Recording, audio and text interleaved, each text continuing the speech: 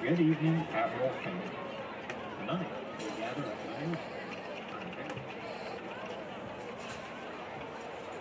school class of 2026. Let's take a moment to honor the dedication, talent, and hard work of our seniors who make Gulfport High shine. We celebrate our WGTV live stream team, who bring every moment of our games to fans at home. Our band and cheerleaders, whose energy and spirit ignite the stands. Our trainers and football managers, whose commitment behind the scenes keeps our athletes at their best. And of course, our football players, who've given their hearts to the Admirals all season long. Class of 2026, tonight is about you, your hard work, your leadership, and your legacy here at Gulfport High. Let's give them all a round of applause as we honor these outstanding seniors.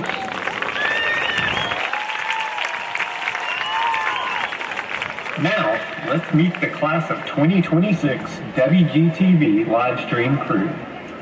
Nathaniel Reeves Coleman. Nathaniel has spent 2 years with WGTV as a sports broadcaster and co-anchor.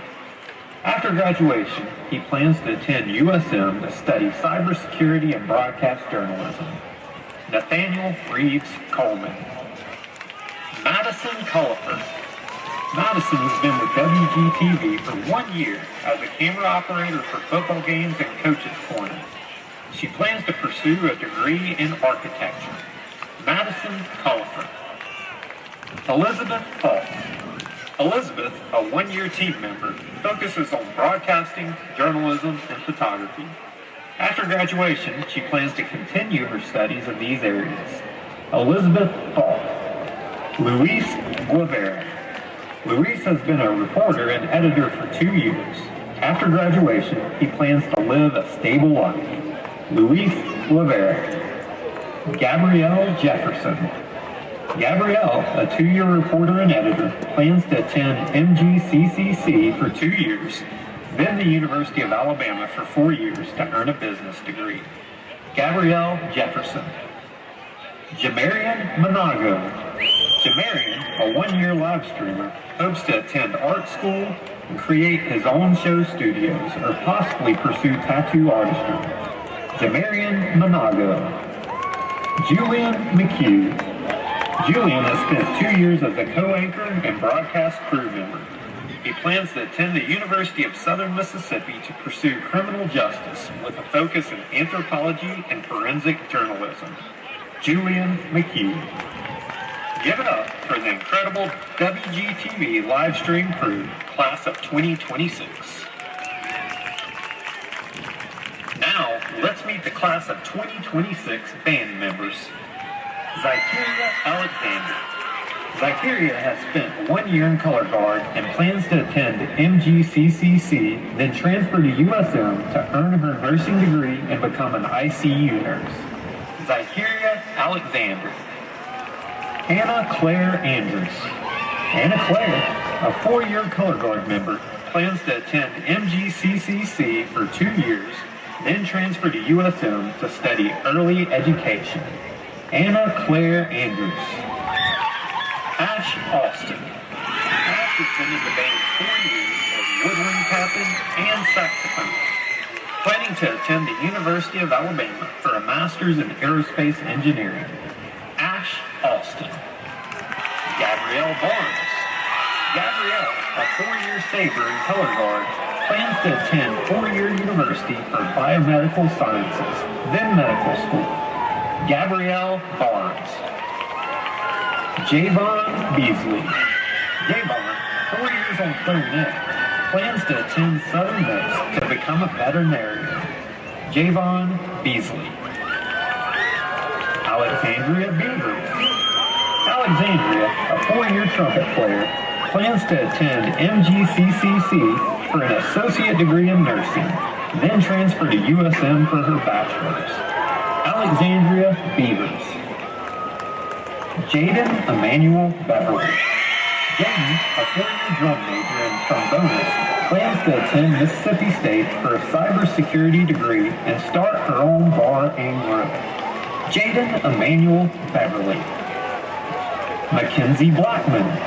Mackenzie, 4 years on clarinet, plans to attend MGCCC and transfer to USA or state to major in elementary education and minor in film. Mackenzie Blackman. Madison Blackman.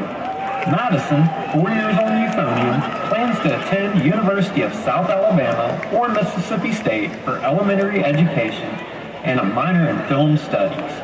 Madison Blackman. Trayvon James Blackman.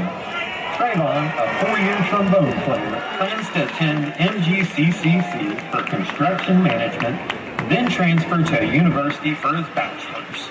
Trayvon James Blackman. Johnny Blake. Johnny, 4 years on bass drum and captain, plans to attend Loyola University on the Dean Scholarship to continue pursuing broadcasting. Johnny Blake. Shadley Bowler Jr. Shadley, 4 years on clarinet, plans to attend United Aviate Flight Academy to train as a commercial airline pilot. Shadley Bowler Jr. Ariana Booker. Ariana, 4 years on trombone and secretary chief, plans to attend a 4-year university for business administration, earn cosmetology license, and become the first in her family to graduate. Ariana Booker. Asundi Booth. Asundi, 4 years in color guard, plans to attend MGCCC for an associate degree in nursing, then transfer to South Alabama to continue color guard. Asundi Booth. Ladarius Bowie. Ladarius, 4 years on clarinet, plans to attend MGCCC for electric program, then work for a power company or start his own trucking company. Ladarius Boyd. Sean Brown. Sean, a 4-year drum major, plans to attend Mississippi State for a bachelor's in mechanical engineering. Sean Brown. Caden Cooper. Caden, 4 years on alto saxophone, plans to attend the University of Alabama for actuarial science and pursue a career as a corporate lawyer. Caden Cooper. Angelina Cordova. Angelina, 4 years on color guard and section leader, plans to attend the University of Alabama for nursing. Angelina Cordova. Noelia Cruz Cortez. Noelia, 4 years as a uniform captain and mellophone section leader, plans to attend MSU to major in computer engineering. Noelia Cruz Cortez. Jeffrey Dent. Jeffrey, a 1-year alto sax player, plans to attend MGCCC for 2 years and transfer to Mississippi State for mechanical engineering. Jeffrey Dent. Alexis Garcia. Alexis, 3 years in color guard as flag captain and section leader, plans to attend a 4-year university to study pre-med or neuroscience while continuing color guard. Alexis Garcia. Andrew Rice. Andrew, 4 years in percussion, plans to attend Ole Miss to major in accounting. Andrew Rice. Emily Hollingsworth. Emily, 3 years as color guard captain, plans to attend USM majoring in psychology with a pre-med psychiatry emphasis. Emily Hollingsworth. Ainsley Holtzflaw. Ainsley, 4 years as horn sergeant on trumpet, plans to pursue a bachelor's and eventually a master's in music education. Ainsley Holtzflaw. Jaya Jefferson. Jaya, 4 years in color guard, plans to attend MGCCC, transfer to South Alabama for a bachelor's in nursing, and become a pediatric nurse. Jaya Jefferson. Jasir Kadarin. Jasir, 4 years on mellophone, trumpet, and French horn, plans to attend Tougaloo College for a master's in political science and earn a business bachelor's at Jackson State while staying in band. Jasir Kadarin. Jakirian Loggins. Jakirian, 3 years on bass drum, plans to attend MGCCC, then pursue a career as a graphic designer for Ingalls Shipbuilding. Jakirian Loggins. Milas Maurice. Milas, 4 years on clarinet, plans to attend a 4-year university to major in aerospace engineering. Milas Maurice. Jaquavius McCaw. Jaquavius, 4 years as trombone section leader, plans to attend Mississippi State, majoring in software engineering and minoring in business and finance. Jaquavius McCaw. Cameron Newsom. Cameron, 4 years in color guard, plans to attend Mississippi State for biochemistry, pre-med, then medical school to become a trauma surgeon. Cameron Newsom. Theo Patrick. Theo, 4 years in color guard, plans to attend Tulane University to double major in political science and philosophy on a pre-law track. Theo Patrick. Nashyla Payton. Nashyla, 1 year in guard, plans to continue her education and build a career in interior design. Nashyla Payton. Finley Safley. Finley, 4 years on telephone, plans to attend Mississippi State or Auburn University for an engineering degree. Finley Safley. Olivia Sanders. Olivia, 3 years as color guard section leader, plans to attend a 4-year university, major in pre-law and communication while pursuing acting. Olivia Sanders. Jaden Simmons. Jaden, 4 years in color guard, plans to attend the University of South Alabama for animation with a minor in entrepreneurship. Jaden Simmons. Jamori Sims. Jamori, 4 years in percussion and mallets, plans to become an engineer and electrician and business owner while pursuing music. Jamori Sims. Amaya Stevens. Amaya, 4 years in color guard, plans to study biology at Mississippi State to become a sonographer, ultrasound technician. Amaya Stevens. James Thompson. James, 4 years on trumpet, plans to attend Mississippi State for a bachelor's in cybersecurity.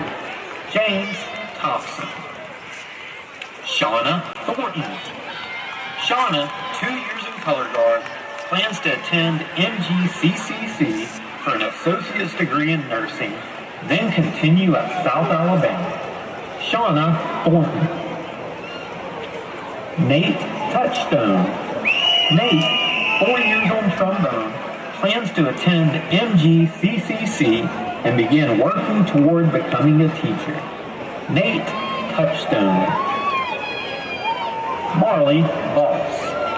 Marley, 3 years in color guard, plans to attend college for nursing, eventually becoming a mother-baby nurse. Marley Voss. Ashton Walker.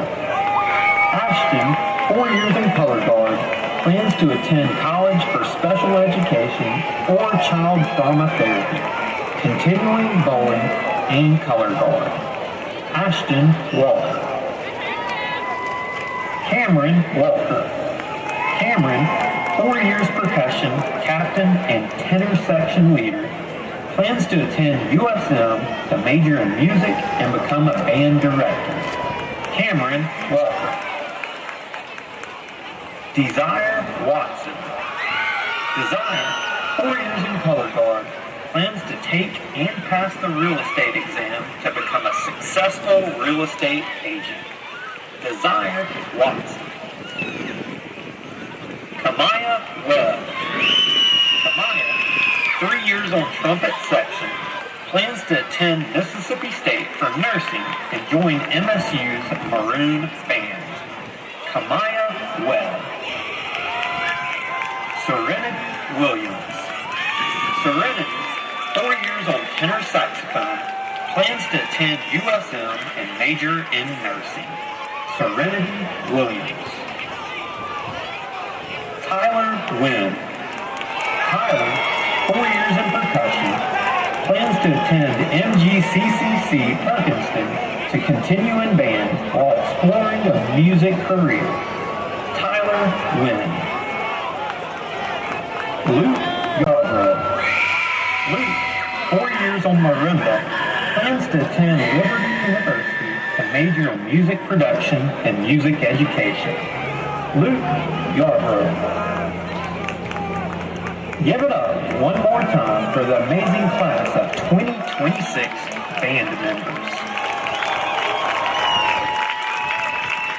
Now, let's meet the class of 2026 cheerleaders. McKenna Bratt. McKenna has spent 4 years on the choir and is the team bonding officer. She plans to cheer at a community college, transfer to a university for a business degree, and then attend cosmetology school. McKenna Bratt. Elizabeth Holden. Elizabeth, a 4-year cheerleader and this year's team bonding officer, plans to attend Mississippi State University to study pre-medicine and continue on to medical school. Elizabeth Holden. Sadie Huffman. Sadie has spent 4 years as a cheerleader and is this year's communications co-captain. She plans to attend USM to major in advertising with a focus on social media and sports management. Sadie Huffman. Lucy McHugh. Lucy, a 4-year cheerleader and this year's spirit captain, plans to attend Jones College to continue volleyball while majoring in biology, aiming for dental school to become an orthodontist. Lucy McHugh. Addison Norval. Addison, a 4-year cheerleader and this year's fundraising officer, plans to attend Mississippi State University and major in biochemistry with a concentration in forensic science. Addison Norval. Ashira Peters. Ashira, a 4-year cheerleader and this year's cheer captain, plans to cheer at Alcorn State University while majoring in mathematics education. Ashira Peters. Sadie Sutton. Sadie, a 4-year cheerleader and this year's cheer captain, plans to attend the University of Mississippi, major in business and marketing, and pursue law school. Sadie Sutton. Morgan Valentine. Morgan, a 4-year cheerleader and this year's spirit officer, plans to attend the University of Mississippi and major in business. Morgan Valentine. Eliza Williams. Eliza, a 4-year backspot, plans to attend LSU to study health sciences and communications, preparing for medical school or a career in healthcare administration. Eliza Williams. Lacey Wilson. Lacey, a 4-year cheerleader and this year's cheer captain, plans to attend Mississippi State University, major in business, and pursue a career as a medical device sales representative. Lacey Wilson. Give it up once again for the incredible class of 2026 cheerleaders. This one? Now, let's meet the class of 2026 trainers. Jordan Crawford. Jordan has been a trainer for 3 years. She plans to attend PRCC to gain field experience, then transfer to USM for a master's in kinesiology in the athletic trainer program. Jordan Crawford. Jekiah Robinson. Jekiah, a one-year trainer, plans to major in radiological sciences at Poland Community College, then transfer to Jackson State University. Jekiah Robinson. Give it up one more time for our dedicated class of 2026 trainers. Now, let's meet the class of 2026 football managers. Alea Williams. Alea has been a dedicated member of the program for 1 year. After graduation, she plans to attend college, earn her master's degree, and become a traveling pediatric nurse. Alea Williams. Serenity Rice. Serenity has served as a head manager for 2 years. After graduation, she plans to attend college to earn her bachelor's degree in sonography and pursue a career as an ultrasound technician. Serenity Rice. Give it up for the outstanding class of 2026 football managers. Now, let's meet the class of 2026 football players. Javon Anderson. Javon, number 3, plays defensive end and linebacker. He has been with the program 4 years and plans to attend a 4-year university to major in business finance. Javon Anderson. When we're on defense. Crosby. Cooper, number 5, is a running back and 4-year player. He plans to attend Mississippi State or Auburn to play college football and study sports medicine. Cooper Crosby. Robert Pierre Felder. Pierre, number 7, free safety and cornerback, has 4 years in the program. He plans to play college football and major in construction management. Robert Pierre Felder. Jamarian Davis. Jamarian, number 9, linebacker, 4 years in the program. He plans to become an automotive or diesel technician. Jamarian Davis. Parker Nettles. Parker, number 16, quarterback, 1 year in the program. He plans to attend East Mississippi Community College to further his athletic and academic career. Parker Nettles. Miles McNair. Miles, number 19, quarterback, 4 years in the program. After graduation, he plans to attend college and major in engineering. Miles McNair. Andre Peters III. Andre, number 22, middle linebacker, 4 years. He plans to continue playing football in college and growing in his walk with the Lord. Andre Peters III. Lawrence Peak Jr. Lawrence, number 24, cornerback, 4 years, plans to attend college for engineering and later join the Air Force. Lawrence Peak Jr. Caleb McDonald. Caleb, number 32, Hunter, 4 years, plans to attend USM to major in construction management. Caleb McDonald. Jaqueline Peters. Jaqueline, number 40, tight end, 2 years. Plans to attend MGCCC for welding or game design technology. Jaqueline Peters. Maven Daniel Jr. Maven, number 38, defensive line, 4 years. Plans to attend college to become an engineer and may play football in college. Maven Daniel Jr. Jacoby Ray. Jacoby, number 65, right tackle, 4 years. Plans to attend a 2-year college, then transfer to a 4-year university for architecture while playing football. Jacoby Ray. Jamarian Moses. Jamarian, number 69, offensive line, 4 years. Plans to major in history at MGCCC. Jamarian Moses. Christopher Harper. Christopher, number 74, right guard, 4 years. Plans to attend Southwest Community College to study engineering.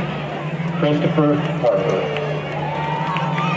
Christian Scruggs. Christian, number 75, left guard, 4 years. Plans to attend college, play football, and study kinesiology. Christian Scruggs. A.J. Lovett. A.J., number 77, offensive guard and tackle, 3 years. Plans to pursue opportunities at Mississippi State, MGCCC, or Northwest Community College. A.J. Lovett. Parker Smith. Parker, number 81, tight end, 1 year. Plans to attend the University of Alabama. Parker Smith. Cooper Wynn. Cooper, number 88, tight end, 4 years. Plans to attend a 4-year university and major in engineering. Cooper Wynn. Jakirian Smith. Jakirian, number 96, defensive end, 2 years. Plans to get his CDL after graduation. Jakirian Smith. Samuel Barnes. Samuel, number 97, defensive end, 1 year. Plans to attend Duke and become a mechanical engineer. Samuel Barnes. Give it up for the outstanding class of 2026 football players. As we wrap up tonight's senior night, let's take one more moment to celebrate the incredible class of 2026. From our WGTV live stream crew, band members, cheerleaders, trainers, football managers, and football players, these seniors have given their time, talent, and heart to Gulfport High School. Their dedication, leadership, and school spirit have left a lasting impact on our program and community. Seniors, we are proud of all you've accomplished and can't wait to see the amazing things that you will do in the next chapter of your lives. Congratulations, class of 2026. Hoo-yah!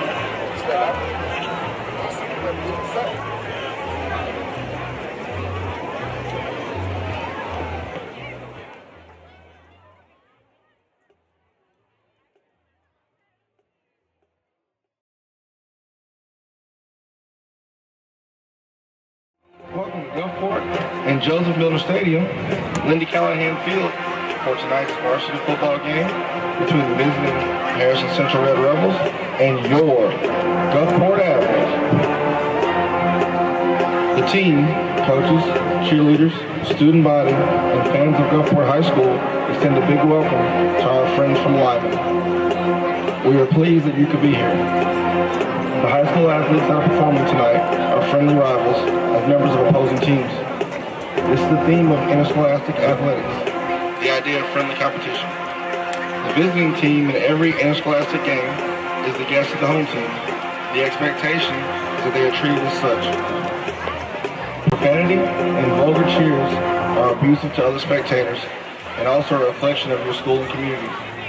This type of behavior will not be tolerated and may cause your team or school to be placed on probation. People involved in this behavior will be asked to leave the area with no refund or re-entry and could possibly be banned from future contests. The use of alcohol, drugs, and tobacco are forbidden at all Mississippi high school activities. Artificial noisemakers are also at MHSA outdoor events, however. Air horns, bullhorns with sirens, and Venezuela horns are not allowed. No artificial noisemakers are allowed at MHSA indoor events. The officials are individuals who are assigned to administer the rules of the game according to the National Federation rules. Tonight's officials are referee, Tiller Barnes. Umpire, Charles Edmondson. Line judge, Brian Barnes. Linesman, Marcus Richardson. Back judge, Joshua Bill. Side judge, Matthew Scott. Field judge, Christopher Spencer. Game clock operator, Mike Burton. And play clock operator, Mark Stapleton. Their experience and integrity qualify them for their part in this friendly interscholastic contest. This attitude of sportsmanship can be reflected by all spectators, no matter what their personal feelings of loyalty may be to one side or the other. A game managers conference has been held with administrators, coaches, and officials to emphasize good sportsmanship. Remember, sportsmanship begins long before the contest starts and lasts long after the contest is over. We ask that before rising for the playing of our national anthem, you quietly consider a couple facts and actions you might practice during this playing. It is hoped that you personally will honor and respect every military member and anyone who's given their life to be able to enjoy the freedoms that you have while living in this country with which they fought.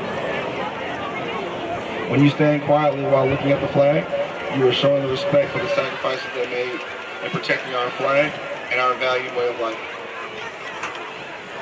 Ladies and gentlemen, at this time, we'd like to ask you to please rise and remove your headgear for the student message delivered by senior cheerleader McKenna Bratt, and remain standing as we honor America with the playing of our national anthem by our award-winning band from Gulfport High School under the direction of Wes Moorhead.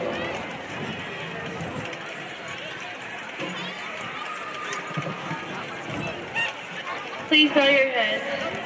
Dear God, thank you for this special Thursday night football game and for senior night.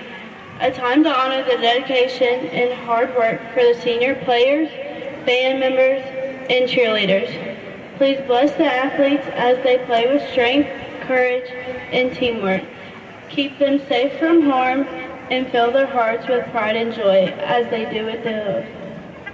Help everyone celebrate seniors' journeys and the memories they've created off and on the field. May this night be filled with gratitude, unity, and excitement as we cheer them on. Amen.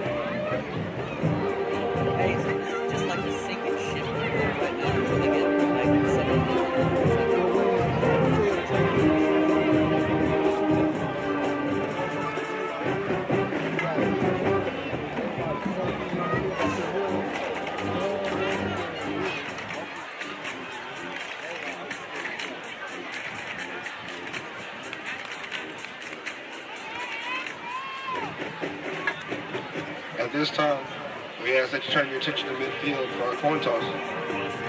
Tonight's captains for Harrison Central, their senior class of 2026. And tonight's captains for the Gulfport Admirals are your region champion, senior class of 2026.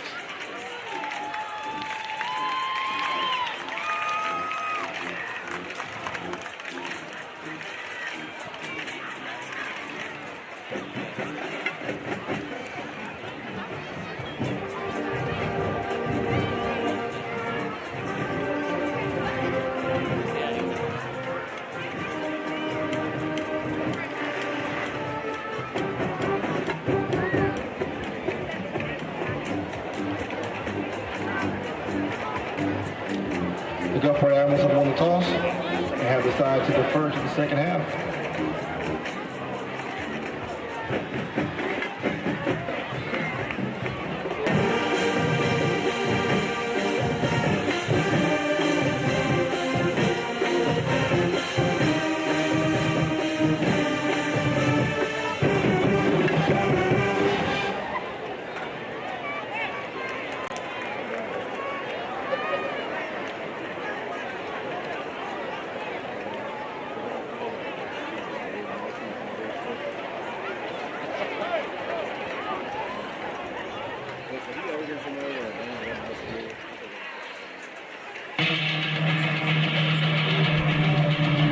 And good evening. Welcome to another night of Gulfport Admiral football. It's senior night here at Joseph W. Milner Stadium for the regular season finale. Gulfport playing Harrison Central, and the Admirals are just now taking the field on this crisp fall night in the first game of November.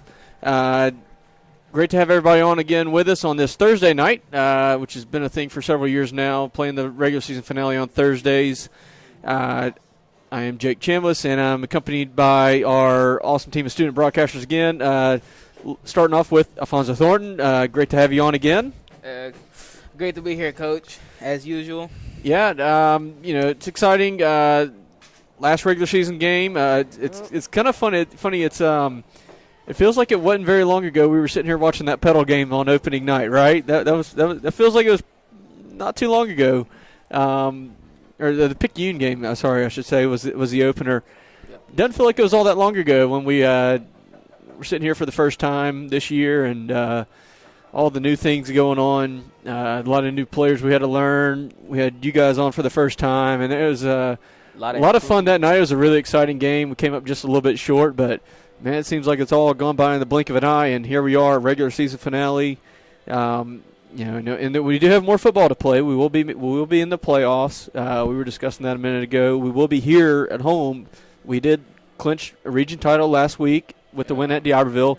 We are first place for the first time in 6 years. Big accomplishment for this team. So we will be at home next week. Who we are playing, no idea. There's a lot of different scenarios. We'll kind of monitor those scores from up north as the night goes, and maybe take an attempt at figuring out who it's going to be, but we're going to have some patience with that.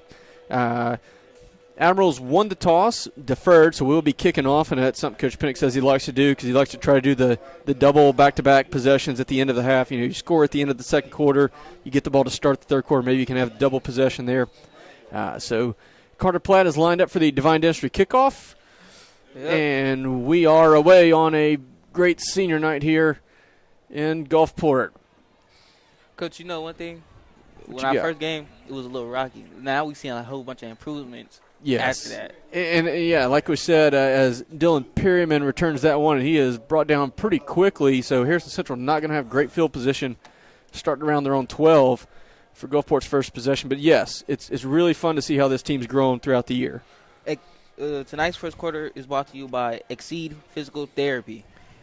All right, so Harrison Central's offense will start tonight.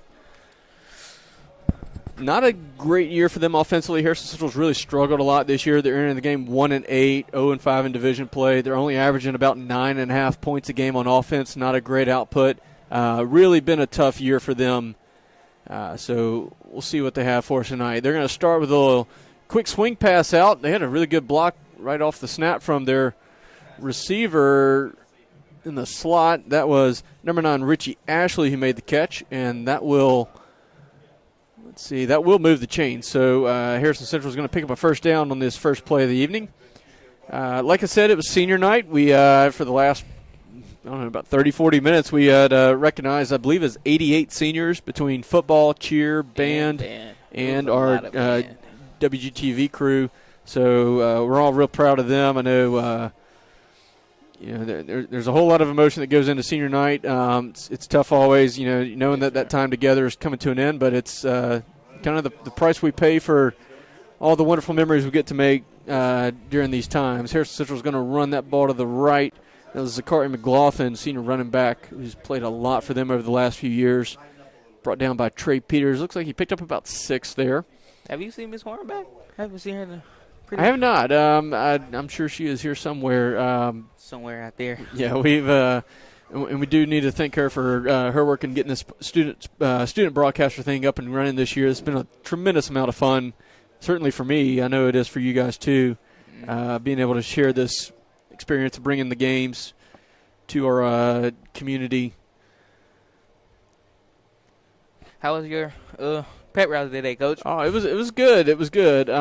It's a little weird with everything being on a Thursday, as penalty will move that ball forward, and so that'll bring up a first down for Harrison Central. But the Thursday, and that ball's intercepted. It's Cortell Crandall, and he's got it, and he could go. Brought down. He just couldn't quite get outside enough. He's going to be brought down inside the 5, but that's Cortell Crandall with an interception. Returns it about 40 yards to the 4. Turnovers brought to you by Amy Olson of Owner Company Real Estate. Big play there for the Admirals, getting this thing going. As we said, Harrison Central struggled a lot on offense this year, and that's a good play there to kind of give you an idea. Probably, if you ask somebody over there, it's probably a summary of how their season's gone. You get a break, and then it just you lose it right there. The pass really didn't have much of a chance, and Cortell just kind of fell right to his hands. Sometimes it's better to be lucky than good there. So we are also starting this in the Citizens Bank red zone for the first trip tonight. Admiral's been really good there, almost 90% on the season. Cooper Crosby gets that handoff, bounces left, never touched, and he is in the end zone for the 53rd time in his tenure as a Gulfport Admiral. Touchdown brought to you by Brian Jacobs State Farm, and the Admirals are out to a quick 6-0 lead. Yep. We've seen that a lot from Cooper throughout these times. This is his senior night, and he's one of the best players we've had here in a long time. It's good to see him get that early touchdown senior night as Carter Platt puts up his first PAT of the evening, and it is good. So with 10:07 to go in the first, Admirals are already up early, 7-0. Tonight's game is being brought to you in part by Harborview Oral and Facial Surgery Center, located at 1301 25th Avenue, Suite 3 in Gulfport. Whether you need dental implants, bone grafting, wisdom teeth removal, cosmetic work, or other procedures, Dr. Jason Rossetti and his staff have you covered. Their cutting-edge technology and personalized recovery plans help you heal right the first time so you can get back to smiling with confidence. Contact them at 228-867-0121. Their office hours are Monday through Thursday from 8 o'clock a.m. through 4:30 p.m. and Fridays from 8 o'clock through 12:30. All right, thank you, Alfonso. And we are on for the Divine Dentistry kickoff, second time already tonight. Carter Platt has it teed away. Got a little bit of a wind at his back. We got that wind coming off the Gulf tonight. Gonna push left to right from the way we're looking here. Hits that one really well. That is off Harrison Central's return man's hands, and that's going to go into the end zone for a touchback. As Leandre Franklin couldn't quite get a handle on it. Carter really blasted that one just a little bit over his head. Couldn't quite drop back enough to get himself in position to make that catch. So Red Rebels will take over on their own 20.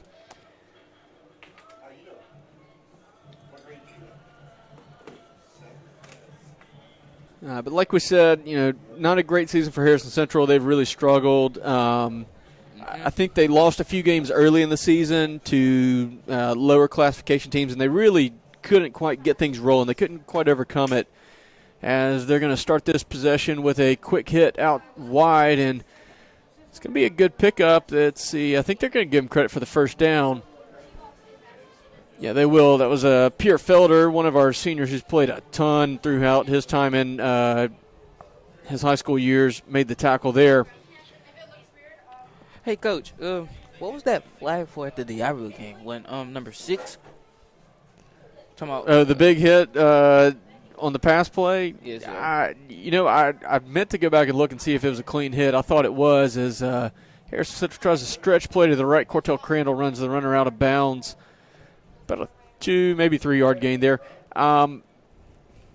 It's funny. I meant to go back and look at it. Didn't with the short week. Just didn't quite have the time. But I thought early on, I thought he had a clean hit. I asked Cordarius Monday at school. He thought he had it right. He said, "Look, I kept my eyes up, which is what your coach do. Keep your head up. Look at what you're hitting, shoulder to shoulder." He thought he had a good hit on it, but.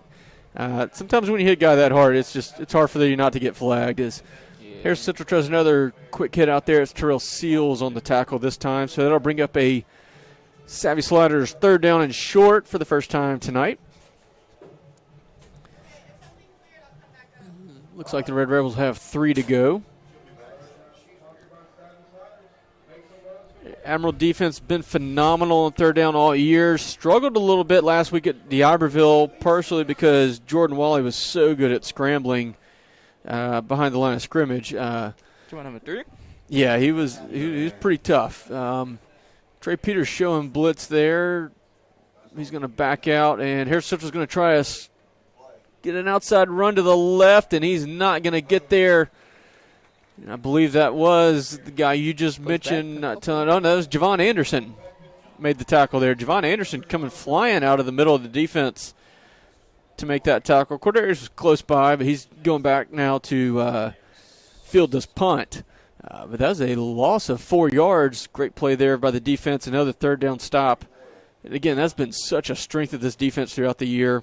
D'Iberville exposed us a little bit on the quarterback scramble, but that's a elite athlete that we were having trouble corralling.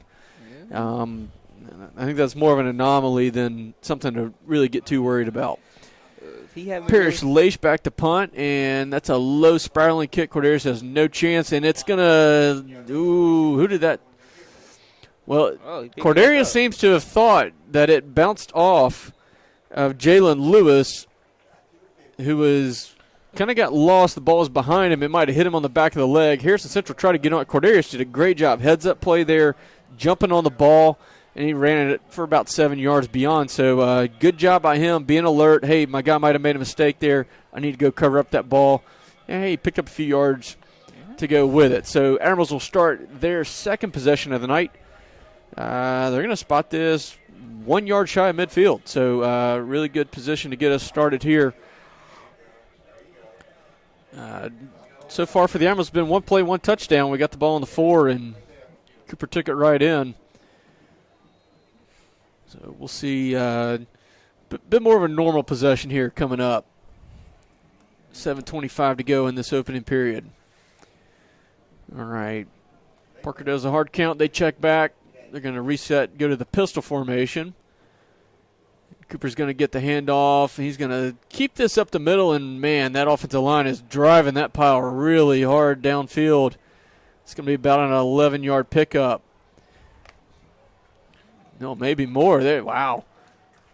I thought I heard a whistle around the point we were about 11 yards downfield, and they just kept driving. They had a hard time getting Cooper down. It's going to turn into a 15-yard pickup. And that's a Horn Custom Jewelry 1st down for the Admirals. Something we've been accustomed to, though. Cooper Crosby with those hard runs, getting that extra yardage. They're on the 35 now. He's going to get it again. Kicks out to the left. He's got an opening, and he's going to take it all the way. 2 possessions, 2 Brian Jacobs State Farm touchdowns. Cooper Crosby finds the end zone again tonight, and the Admirals are making it look easy early on tonight. 5-yard touchdown run. Well, That was pretty quick. it was. That it was. Wasn't it like 2 plays? That was, yeah.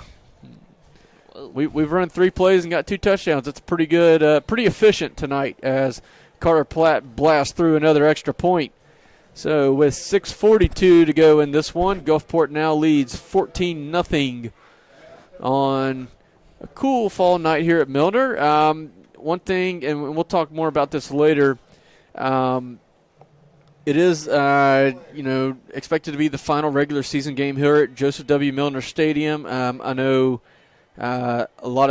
several people I talked to said they were going to come tonight because of that. Hey, we want to come because we want to be there. We've been to Milner a lot in the past. It's a special place to us. We want to be there for one of the last games there. We know it's not the definite last game. We're going to be here again next week for a playoffs. But last regular season game, it's kind of a night to kind of take it in and enjoy this place, kind of remember some of the memories that we had here as Shaw Killabrew's on now for the Divine Dentistry kickoff. I've been here for the longest, man. It's my cousin, Christopher Hughes. Last year he was number 40. Yeah, he was a really good player, and we've got a penalty. Shaw hit that kickoff decently. It was going to be a tough return on Harrison Central, but we are going to get flagged for offsides. Someone on our team was a little too quick getting across that 40-yard line, so it'll back us up 5. We'll have to kick off from the 35 now. A little too hyper. Yeah, a little too excited there. That's one of those things that you can run into when you switch out kickers. Carter and Shaw, both good kickers. They both had great seasons kicking. Carter's been had a little bit of trouble with his knee lately. So Shaw got more opportunities. Shaw kicked basically the entirety of the Biloxi game. I seen that one. And he's got some other kicks also when we were way ahead. They might have a little bit of a different rhythm in their approach to the kickoff. There's not really any rush for the kicker to get to the ball. Might be a slightly different rhythm. So sometimes, if maybe Carter was a little quicker on his approach, that might throw a guy off a little bit. Shaw's going to line up like he's going to kind of chip this one to the side. Yeah, we're going for that corner kick here. It's going to bounce around the 25. Picked up by Ashley for Harrison Central, and that's Leandre Franklin, actually, sorry. Not much on the return. All right, that ball bouncing kind of slowed him down a little bit, so he's going to pick up about 6, so the Red Rebels will take over on their own 31. You mentioned, you've come here, you watch relatives play a lot. I remember as we got an injured Admiral down, which is the number one thing we were hoping would not happen tonight. And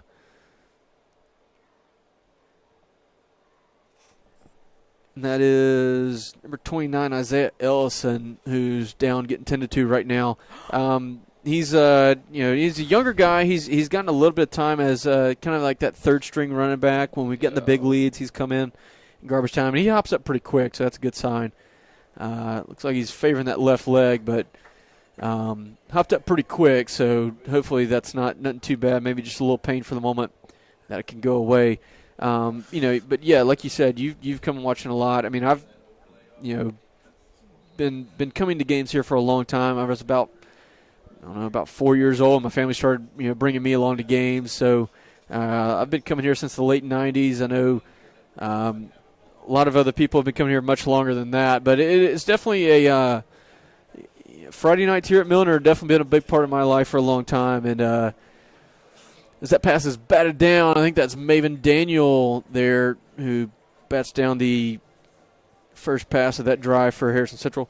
I'm really excited about the idea of an on-campus stadium. I mean, I really am. I think it's going to be awesome. I think one thing that's really excited me about it is hearing that local businesses along Courthouse Road are really excited about it, and they want to do a lot to try to improve that area. We want to make sure they have a lot of things around to help with that. And I'm really excited about that. I think it's great for our school, great for the community and everything.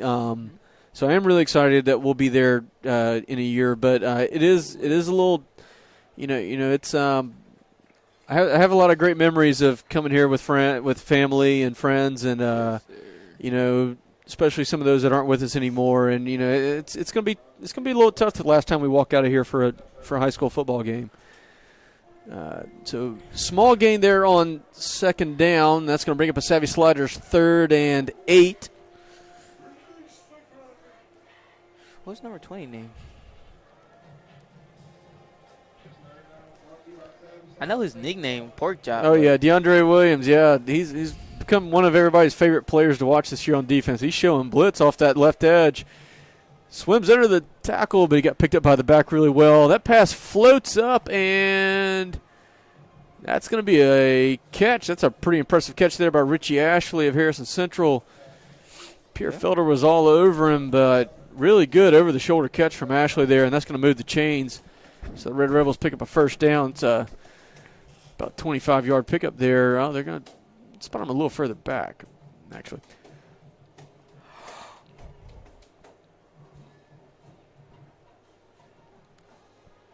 All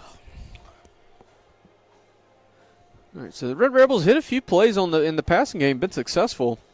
They're going to run this one out to the left, and that's what they're not having much success with. That is DeAndre Williams and L.J. Robertson, who made sure that one wasn't going to pick up too much there. Which our run defense has been phenomenal all year. The only time we really gotten burned on the run was when we got worn out in the Picayune game. We got burned a little bit. That fourth quarter there, third quarter, fourth quarter there, we got a little worn down. It was first game of the year, and I think we just kind of lost our conditioning a little bit there for a second. All right, so 2nd and 11 here after the loss of one. See what they're going to do. A little sneak. Oh, that's a backwards pass. That's a live ball. McLaughlin gets on it, and he's got a lot of Admirals running at him. No. Not a good feeling for him, I'm sure. Back a lot, too. Yeah, that was a backwards pass. I don't know if they were going to try to throw that again, or they just went backwards with the pass trying to set up a swing out wide to McLaughlin, their running back, but he knew as soon as it sailed over his head, I've got to go get on it, and then he picked it up, he turned around, and he had 3 big guys coming right at him, and I'm sure that was probably not a fun moment when he picked his head up, as this is going to bring up a Savvy Sliders 3rd down and very long.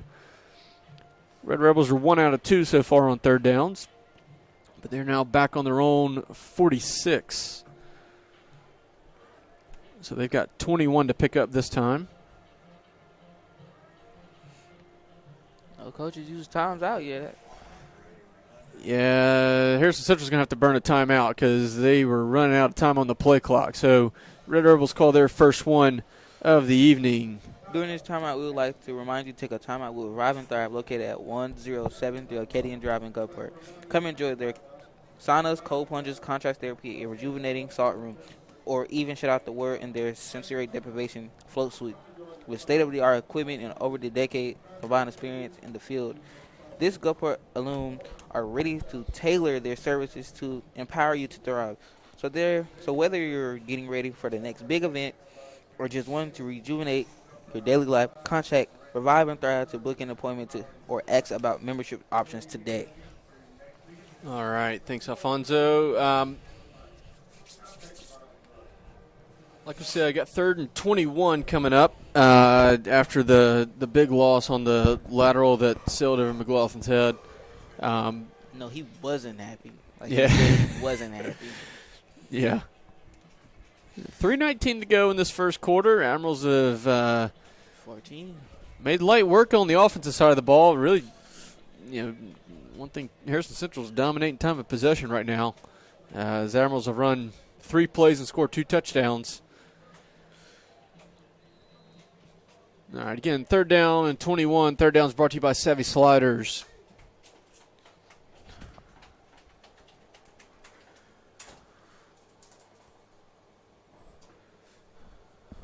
McLaughlin goes out wide. Admirals don't show too much. Trey P's coming in hard. Can't get quite past his blocker. Is that pass going to go for the middle? That's Cordarius Payton on the interception. A pass to really nobody else. Cordarius was playing the deep middle, and he's got a long return, and he's going to take it a longer way than we even looked. He's all the way. Well, Cordarius Payton, a guy who got a lot of grief about 6 weeks ago for letting a punter push him out of bounds on a punt return. Great cutback, jukes out 2 big guys in the last 20 yards. Well, no, something crazy. And that's a 72-yard interception return for a touchdown. And the Admirals are really blowing this one away. He caught that like he was the receiver, actually. He did.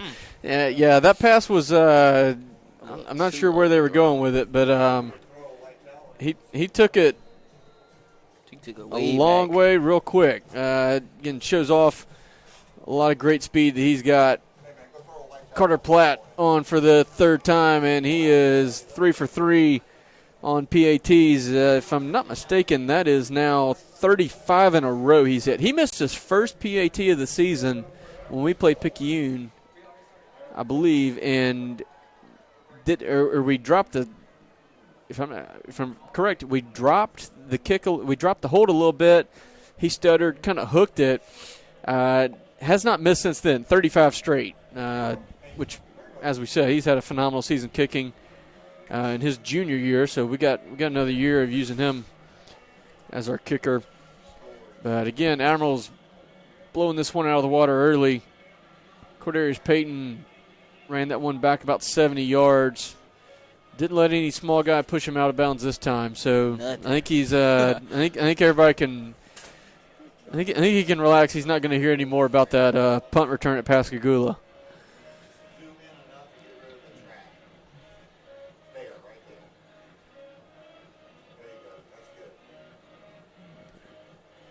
Shaw Killebrew on for the 2nd time tonight for the Divine Dentistry kickoff. Looks like he's going to do kind of the same thing he did last time, kind of chip it into that space around the 25 to the 20. Yeah, that's going to be picked up by Franklin right around the 18, and he's going to try to run it to the right side. Chase from behind. Part back a little, actually. Is he? Yeah, it was a good run down from behind there. I believe that was Lawrence Peak that actually got him there. One of our seniors made that tackle. Good job for those guys pursuing him across the field like that. So Red Rebels will start their next possession around their own 35, about where the last one started. Hey, Coach, you remember you were talking about Isaiah, number 29? Mm-hmm. When I was my freshman year, like, he was the starting one of the running backs, and he was a good one too. Yeah, I really like the way he runs. In fact, funny you mentioned that. I talked to Cooper Crosby back in May. Was asking him about spring ball, how it was going, and I said, man, do you have any other run? Last year we had DeCorian Payton, who moved on. He now plays at Pearl River Community College. So we had 2 really good running backs back then, and he and Cooper really complemented each other well as Harrison Central's tries the outside run again and gets the same results as the last one. Cordarius Payton in for the finishing shot. That was, that was Jalen Lewis who had the initial tackle there. But, I asked Cooper, I said, hey, do you have it? Who's going to step up and be that other running back with you? And he said Amaji Frederick was having a good spring, but he was really, really excited about Isaiah Ellison's development. He told me that name right away, and he said, he's going to be a good player. He said I'm really enjoying, having him in our running back drills and everything. He's going to be a good player in the future. So really look forward to seeing his contributions as he continues to grow. Pass sails just out of Jalen Lewis's range there, a couple inches over his fingertips. So that'll fall incomplete, and that'll bring up another Savvy Sliders 3rd down, 11 to go for the Red Rebels. Come on, guys, you got to stay with it. 2 minutes left in the first quarter. 2 to go in the first quarter. It's been largely dominated by the Admirals. A few big plays, 2 interceptions. One was ran back to the 4. One was ran back all the way for a pick 6. And then the one, standard offensive possession we had, Cooper had a 15-yard run and then a 35-yard run and put it in the end zone. And this 3rd down is going to go nowhere. It's a sack. DeAndre Williams. That's long. Whoa. And Jacorian Smith in on there. They're going to combine for that sack. So that is a really long loss. He dropped probably a good 12 yards back on that one. And so it's going to bring out another punt opportunity. And Cordarius, the guy who just ran that interception back a long way, is back to return as usual. He's going to put he's well inside the 50 here.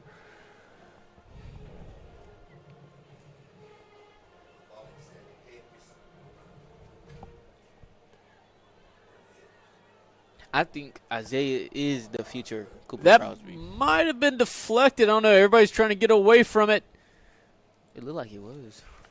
Yeah, I couldn't quite tell who got their hands on it. I know Mylan Stubbs and Amaji Frederick were back there in the backfield. Jalen Pollard as well. That punt did not get off cleanly. Nobody had any chance to return it. The coaches on the sidelines were all going crazy, waving everybody away from it. So that's going to stutter on down to the 47. So Admirals will start this drive in Red Rebel territory. Yep. So we'll see good field position again for him.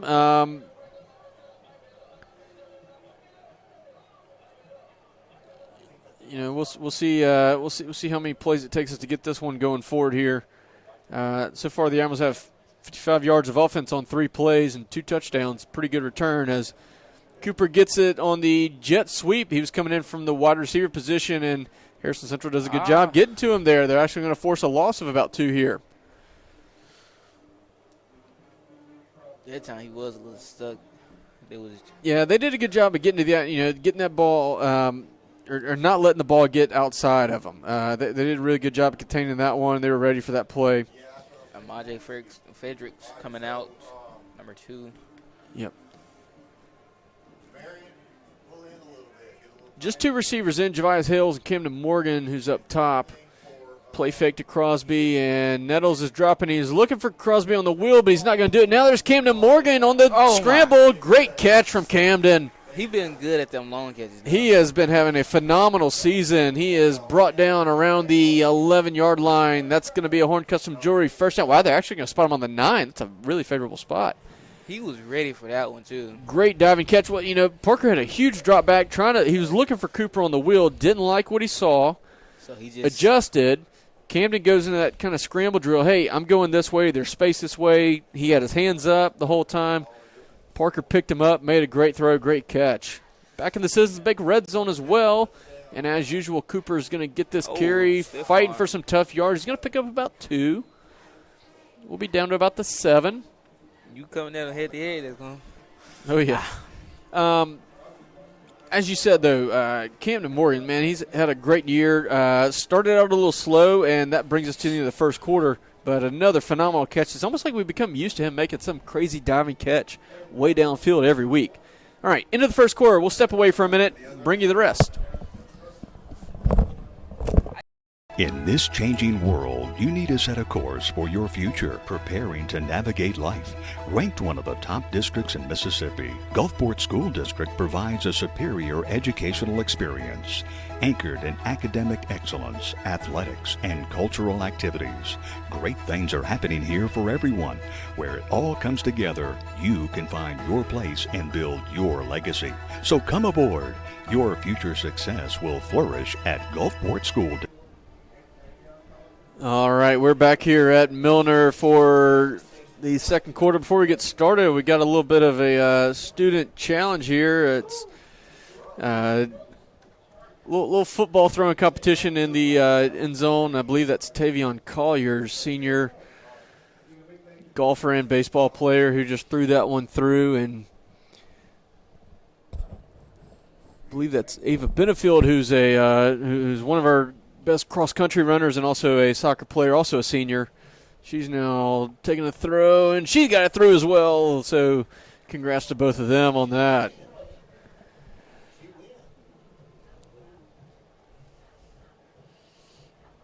I believe that is Community Bank that set that up. So what they good job by the two of them. I don't know. We haven't had that all year. It used to be a thing like every quarter, every game we'd have some little thing. Mini event. But anyways, all right, back to action here. Cooper gets it on the jet sweep, throws it back to Nettles. It's going to be incomplete. What? No. Okay, pretty sure Cooper's pass went forward, but they're going to say it didn't. So we went for the jet sweep. Cooper was, I don't know, they were planning to throw it right away. He looked like he was about to get it right away quickly, no hesitation. Threw it back to Parker Nettles on the opposite side. Bounced it to him. Parker falls on it. Parker seemed to think it was incomplete, which I thought so too. But they ruled it a lateral, so that's going to be a 4-yard loss. So Parker was trying his best to get it. it's going to bring up a 3rd down and goal from the 11. Bit of an unusual situation here. And that's going to cause the Admirals to call a timeout. Coach Pinnock really upset about something here. Once again, timeout's brought to you by Revive and Thrive. Tonight's second quarter is being brought to you in part by Edgewater Mall. All right. Hey, and during this timeout again, Coach Pinnock pretty upset about that and things, and that was Mylan Stubbs, who's really, really hot coming off the field right there. Don't know what it is going on there. He was out last week. He was injured. Kind of was determined early on he's not going to play. So it was good to see him get on the field a little bit there. Hopefully physically he's fine, but they just took him out of the game, so we'll see. We'll see what comes of that. All right, back to it again. 3rd and goal from the 11. Kind of a weird situation. Javius Hales comes across in motion. Parker rolling out to his right. Hits Hales, and just off the fingertips. Couldn't quite corral it in. We were going to be short of the goal line anyways. He's going to have to hope for a missed tackle there. But that falls incomplete, so that'll bring up a 4th down, and looks like it's field goal time.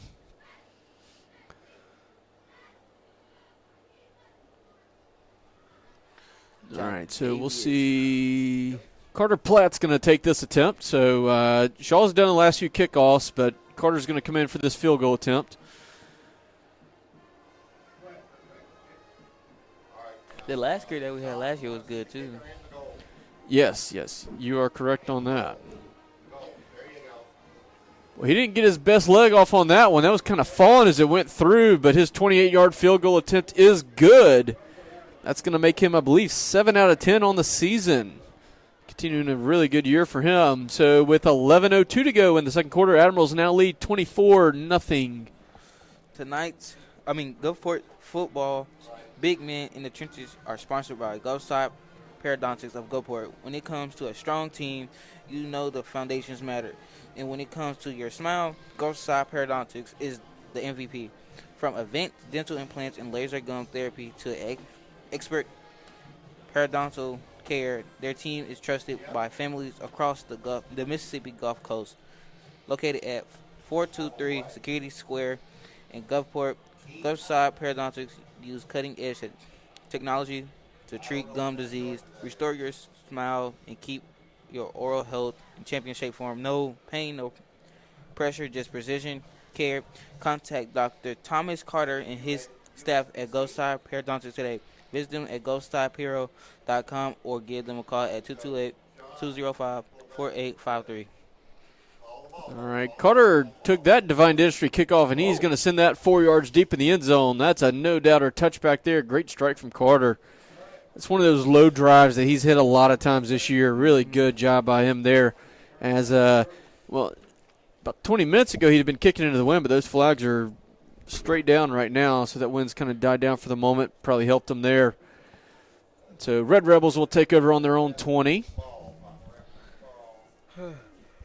So far they've picked up 4 downs. Harrison Central's had some plays that have worked. They've picked up some yardage in the passing game tonight, but just can't quite put it all together. They've had the 2 really bad interceptions, went straight to our defenders. Really no receiver in the area there. So tough sledding for them in that. Can't really quite capitalize on moving the ball a little bit early on. DeAndre Williams showing blitz from that top side and can't quite get there, but he's going to force a bad throw. That is way over the head of the intended receiver. Christian Bradley couldn't quite out-jump that one. That's going to sail incomplete.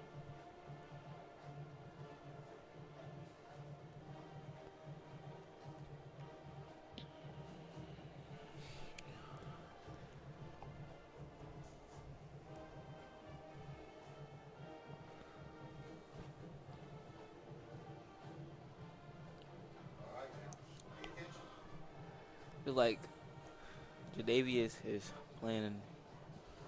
Ooh, they try the quick pass out there to Jackson Thompson. Pierre Fielder read it right away. Did a great job of closing down, hitting him right away down around the ankles.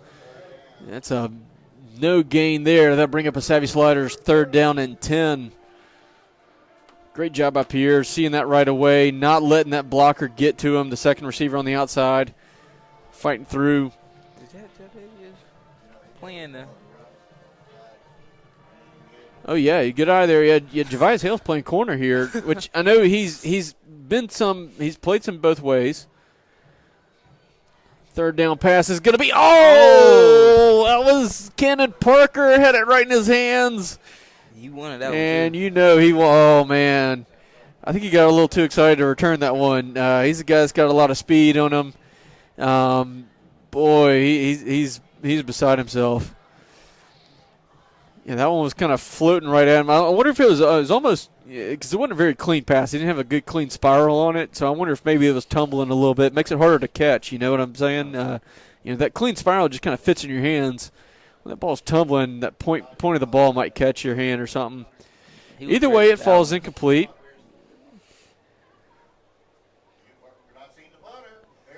And it's going to be a fake attempt, and that receiver was really close to having his knee down when he caught that ball, but they're going to say he was up, so Harrison Central with a little bit of the trickeration on the fake punt. Parrish Leish swings a pass out there to number 0, Ian Newton, and the Red Rebels sneak one by us there. They're going to pick up 20 yards, move that to the 40, and that'll be a 1st down for the Red Rebels. Wow. I didn't see that coming. Yeah, that was, well, to quote a great football movie, last game of the season, can't hold anything back.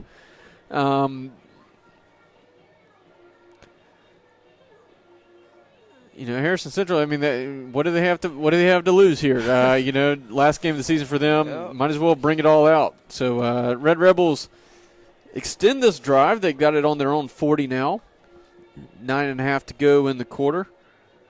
All right, so they seem to be walking off. Okay, they just dropped it back 5 yards. I don't know. I didn't see a flag thrown initially,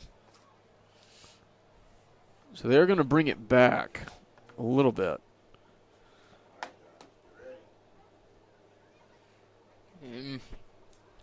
That was unexpected. Okay, so it's first. Well, couldn't quite see the signal there, but it's going to be 1st and 15 for the Rebels actually now. And this drop back's not going to result in the pass getting off. L.J. Robertson gets there and brings him down for a sack. That's a loss of 3. Great job by that pass rush, man. They've been so good all year. LJ. We've seen that a lot this year. The deep dropbacks don't really go so well against us. We have been really good at getting to the quarterback when we have time. It's the short passing game that's really kind of beaten us when we've given up yardage. But the deep dropbacks, we've been really good on the pass rush this year. And apart from last week, facing an elite caliber athlete in Jordan Wally, we've also been really good at wrapping up the quarterback and not letting him escape. Hold on to him until somebody else comes. Oh, yeah. And that's going to be a delay of game on Harrison Central, so that'll back him up 5 more. Oh, no. That's the flag. That's Yeah, really going to hurt you. I don't know if they're having trouble getting the plays in or what the difference, what the situation here is, but 2nd and 23 now for the Red Rebels. Not really a good spot to be in. And they're going to go for a quick hitter out, and that was Leandre Franklin, the guy who's returned a few kickoffs. He wasn't quite ready for that pass. When the quarterback was in his throw motion, Leandre was still running. Like a quick pass. He looked like he was waiting. He wanted to wait a few more seconds before he was ready to turn around and look for the ball. So that's going to lead to a no gain, and I'll bring up a Savvy Sliders 3rd down and 23 to go. Oh, I'm sorry. He caught it and then just dropped Yeah, he wasn't really set. He wasn't able to get his feet turned under him to get that run upfield going. Oh, that was Javon Anderson just missed the sack. It's going to turn into a scramble play, and I believe that was Jacorian Smith who came in and finished it off. Maybe a yard gained on that one.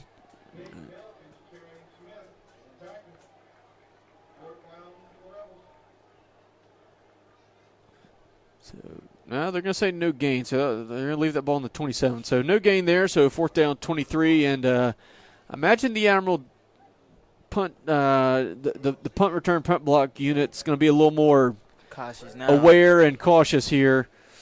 Although I think we had too many on the field, we barely got somebody off there. Oh, close. That was a close one too. Yeah, I think it was Terrell Seals who barely missed getting that punt blocked. Camden Morgan was the return man there. He's not going to have much of a chance on that one. And that one will be downed around the 38, so that's where the Admirals will take over their next possession. 6:58 to go in this half. As we get going, you can keep it with all things related to Gulfport Admiral Athletics by following the Gulfport Athletic Department on Facebook and Instagram. You can also find each individual team pages on major social media platforms for game day posts, schedule announcements, scores, and more. All right, and we do have a lot of winter sports getting started now. Soccer's played a few games. They had a really good showing Tuesday night at home against the Pass. Basketball starts Saturday. And first play of the Admiral possession, a little misdirection there. Cooper came through. You know, we've run that jet sweep with Cooper a few times. He came through, went right over the ball, hand off to Amaji Frederick, the direction opposite of that. And that's going to be a really healthy pickup. Let's see, they're going to spot it short by about a yard, so that'll be 2nd and 1. But a really good play there. Like that look there, you know, a little tricky there with the directions there, as Jacoby Ray, one of our offensive linemen, has to come off. Micah Bullard subbing in to replace him. 2nd and really less than 1 given where they've spotted it. Cooper motions out wide, and Parker's going to hand this one off to Amaji, and he's got the 2 yards when we needed 1. So that ball will be spotted right at midfield, and that'll be another Horn Custom Jewelry first down for Gulfport. You know, one thing you mentioned earlier, Alfonso, the way the team's grown, and I know the coaches commented about Amaji Frederick. You know, they really felt like the West Harrison game, he really started to show his growth and development as a running back, starting to be a little more patient, letting the plays develop, letting the blocks develop, holes, having some vision out there and being able to cut back as Cooper catches this swing pass. He did a good job of catching that ball. That was a low throw down around his knees. Did a good job of catching it and getting going upfield, so that's going to be about a 4-yard pickup. Amaji on it right now. Yeah, but I mean, again, that West Harrison game, he was actually our leading runner in that West Harrison game. Cooper just didn't have to have a lot of carries that night. We threw the ball a lot with what West Harrison was giving us. But Amaji had about 75 yards that night and was really, really good. And that, you know, he had some really good cutbacks. Quick hitter there, and that's Mylan Stubbs. Bounces off of the tackler, sprinting down the field into the end zone. And that's another Brian Jacobs State Farm touchdown for the Admirals. 46 yards, Nettles to Stubbs. Most of that on the yards after the catch. Yeah, like you said before. And the Admirals are up to 30 with the point after still to come. Like he came back. He got mad for a little second. Yeah, whatever happened there, all right, look, that's just the thing that happens. Don't know because we're up here in the broadcast booth. They're down on the field a long ways away from us. Look, things happen during games. There's a lot of emotions as Carter Platt blasts that point after through. So with 5:11 to go in this second quarter, Gulfport's lead is now 31-0. But as we said, look, it happens sometimes. You know, everybody on this team is extremely competitive, players and coaches. I mean, it's just the nature of sports. When you have a lot of really competitive guys there, sometimes there's disagreement, sometimes there's heated moments, sometimes we You snap, you get a little agitated, whatever. You need a second to cool down and realize, hey, ultimately we're all wearing the same colors, we're all wearing the same logo, we're all pulling in the same direction with the same goals in mind. We need to be able to put that behind us and move past it. So really like that. Good to see. And Milan, we talked about Camden Morgan having a great year. Milan's developed a lot, really well over the course of this season as well. He's kind of become a good guy on the short catches, catch and run. Camden's, he's not done a ton of the catch and runs, the yards after the catch. He makes, he'll catch some quick passes. He'll get tackled right away. Does a good job of fighting through coverage, catching the deep balls as Carter Platt lines up this Divine Dentistry kickoff. Milan's been a guy, he catches a lot of slants and screens, and he's going to get running downfield with the ball in his hands. Cam is the long sniper. You need a long pass, he got you. Yeah. All right. Carter hits a low knuckleball that's going to two-hop into Zachary McLaughlin's hands, and he's got a decent return working here, and he's going to be brought down around the 34. I believe that was Jaden Jones making the tackle there, so about 30 yards on the return for McLaughlin. So 5 minutes to go on this one. I don't know what Carter was doing there. He doesn't look super he kind of looked like he's favoring a leg coming off the field there a little bit. But that was a low knuckling kick. Didn't really have a lot of strength behind it. Well, I'm actually glad they had the game today, actually, Coach. Really? Yeah, because I'm going out of town tomorrow again. Oh, okay. So, yeah. Yeah, my granny never stay home. It's like, well, yeah. There are advantages to the Thursday game. It does give us an extra day off. Because we had our off week so early in the year in week 2, so we played. This is 9 straight games for us. As the Red Rebels' first play is going to go nowhere. It's a minimal gain at best. Right into that, man, talking about have we seen that play before? Run up the middle for nothing. Javon Anderson in on that tackle. It does give us an extra day. Again, we've played 9 consecutive games now, given that we had our off week so early. I think it's probably good that we get an extra day of recovery.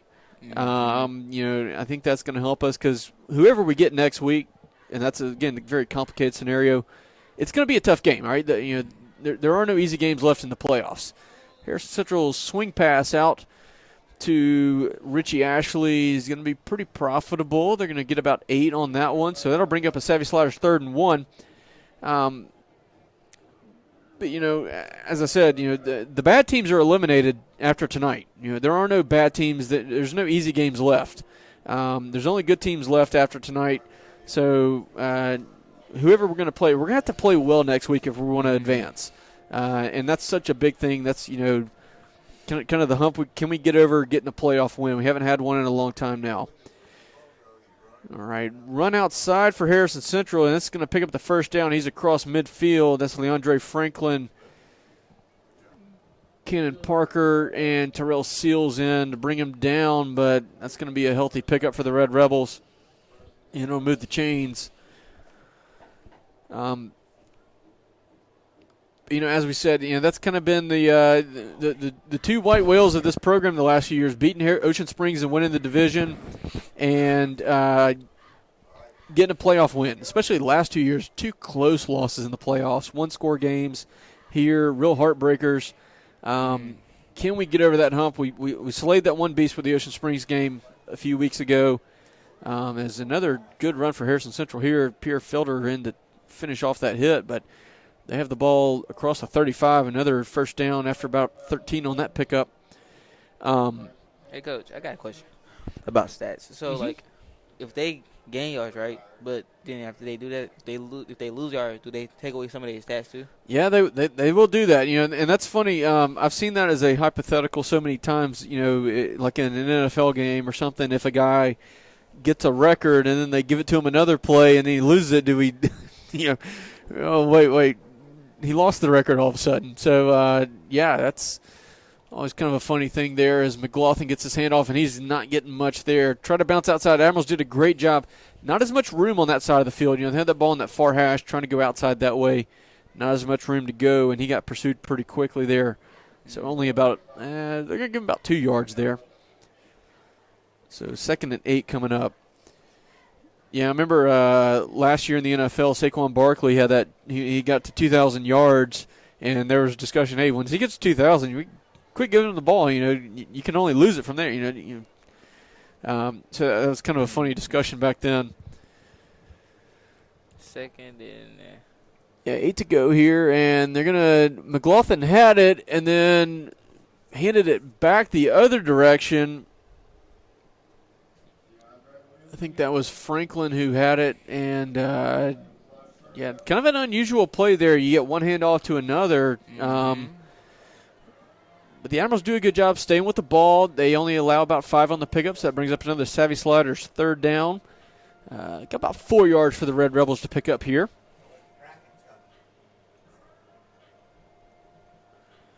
Red Rebels are 2 out of 7 tonight on 3rd down.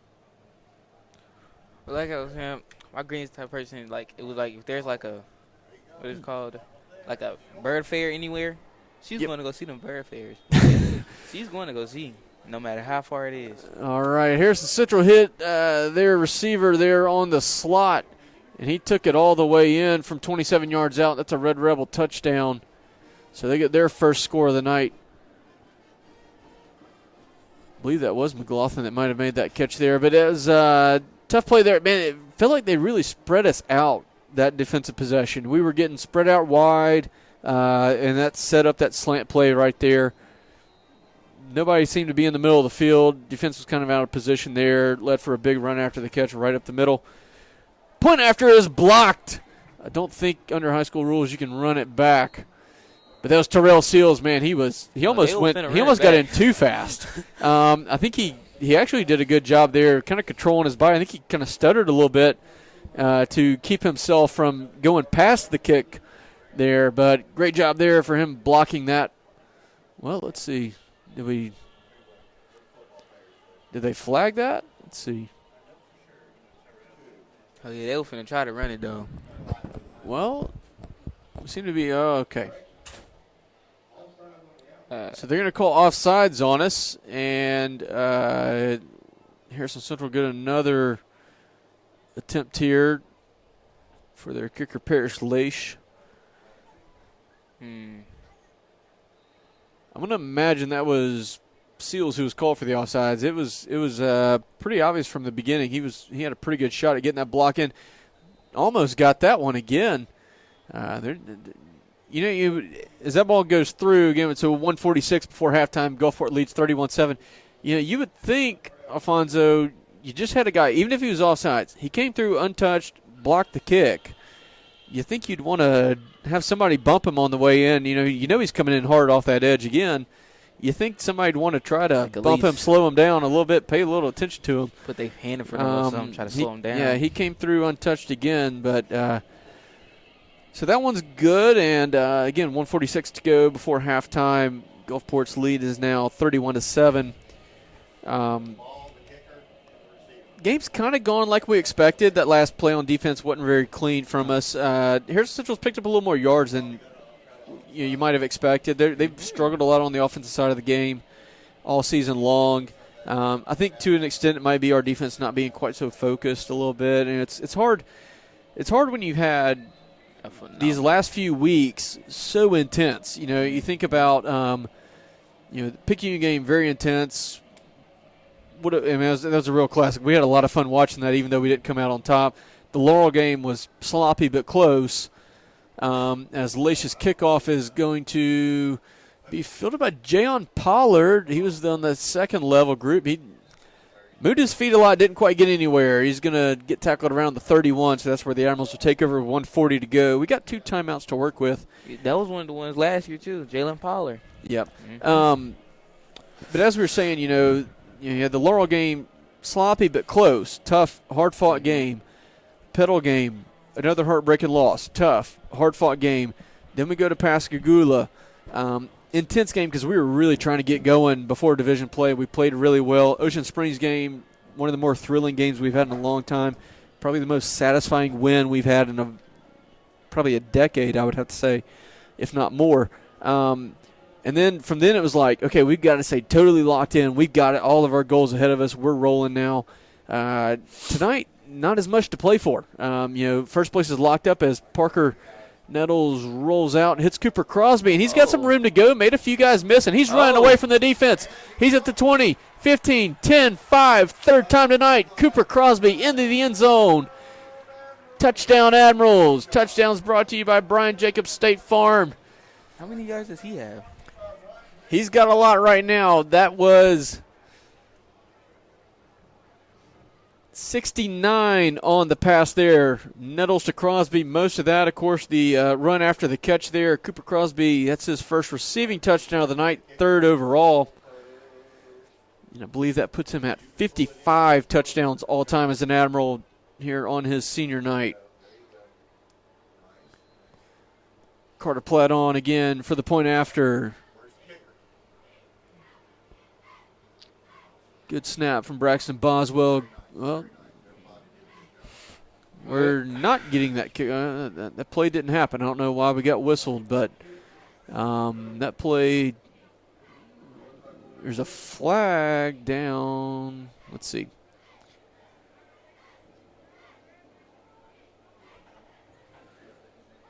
Waiting on the call here. Okay, so that would be a 12 men on the field for the Red Rebels there. So that one didn't happen. 1 minute and 28 seconds in the second quarter. Yep, about a minute and a half to go. So, you asked Cooper's yardage while we're lining up this redo of the point after. He's at 125 yards on the night total between running and receiving. And Carter blasts that one through. He's 5 for 5 tonight, plus the field goal he made. So 1:28 to go before halftime. 38-7 Admirals lead now. That's a play we've seen a lot. But, again, kind of back to what we were saying earlier, so many intense weeks, one after another. And, tonight, I want to say there's nothing to play for. I mean, it's Gulfport and Harrison Central. They're team in town. They like to think they're, on level with us, or, there's some animosity between us here and there. A lot of our players know each other because we do have a lot of neighborhoods really close together, playing against each other a lot through middle school ball and everything. Some of them came from AC. Yeah, and we've had some transfers. I know one of their offensive linemen, Gotti Batiste, went to Gulfport in 9th grade. There's a lot of movement between the schools. So there is a little something here, but in terms of, what's at stake on the field, we've locked up first place. Nothing tonight matters for playoff seeding. We're in first place. We're going to be here tomorrow or next week against the 4 seed from Division III, no matter what. Harrison Central doesn't really have anything to play for other than pride. They've been eliminated for a while now. So, the big thing is we want to have a clean game. We want to feel good going into next week, and we most importantly don't want anybody hurt. We want to make sure we have a full roster, full cupboard ready to go into our playoff run. Shaw Killebrew on for the Divine Dentistry kickoff. As we have it 5 yards forward, Gulfport accepted that penalty on the kickoff, and he draws this one down to the 5. McLaughlin's got it, and good kick coverage. I think we're going to keep him inside the 20. They're going to spot him on the 19. They're going to give him the 20. So almost as good as a touchback. It's one of the few times Shaw's really kind of tried to blast a kick away there. He had a lot of draw spin on it, but good job of getting it down there and getting it covered. So Red Rebels, 1:21 to go. They've got 2 timeouts to work with on their own 20. Their last offensive possession is the best one they've had. They actually finished off a drive there and got some points. They spread us out. They did a good job. Those wide runs and finally spread out the linebackers, spread out our safeties, and they exposed us on that slant they hit. Be interesting to see if we kind of regroup, tighten up again here. McLaughlin's going to try to bounce outside to the left here, and he's tackled from behind. I believe that was L.J. Robertson who ran him down from behind. Always love that when the big guy from the defensive line runs down a running back from behind. Love that play. Good hustle there from L.J. They got to be. They have to chase the quarterback included. Yeah, good job. Good hustle play there. Going to be about 2 yards on the pickup.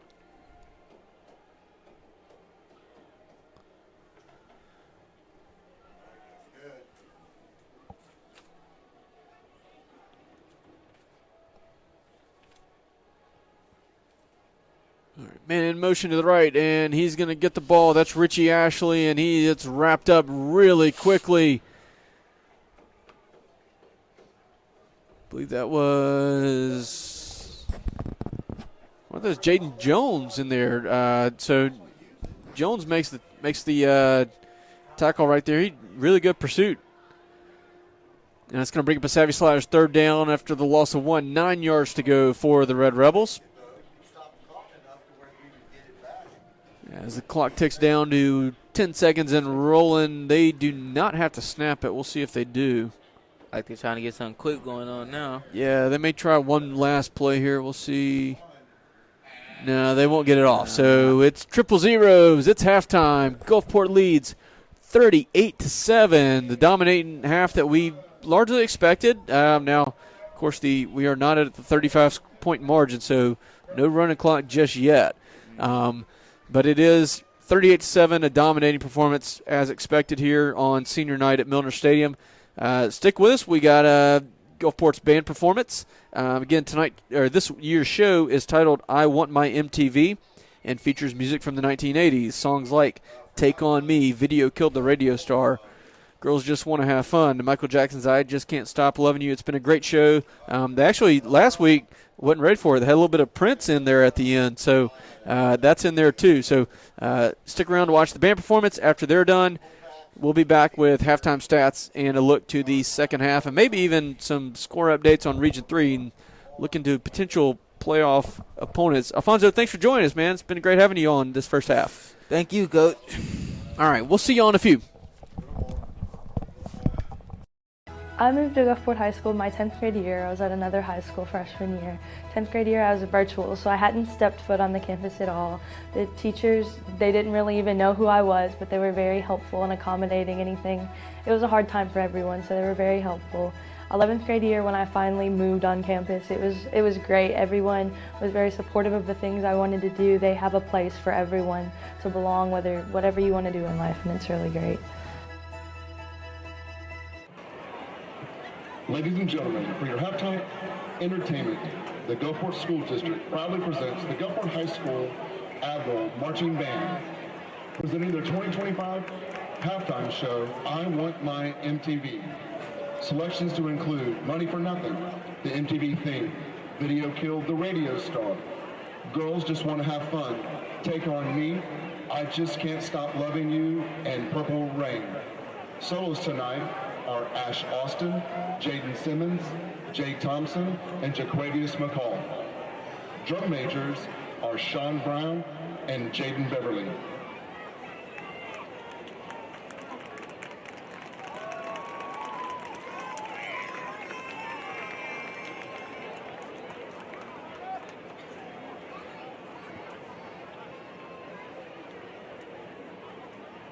Drum majors, is your band ready?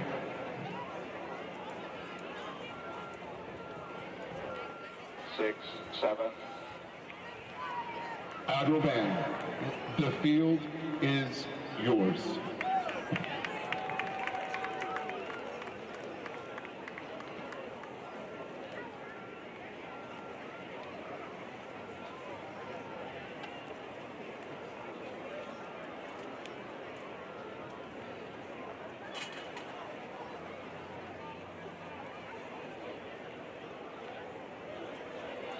Seven,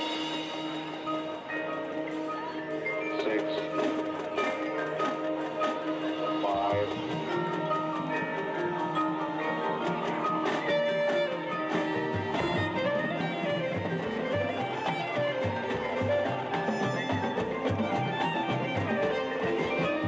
we've lost the main engine study.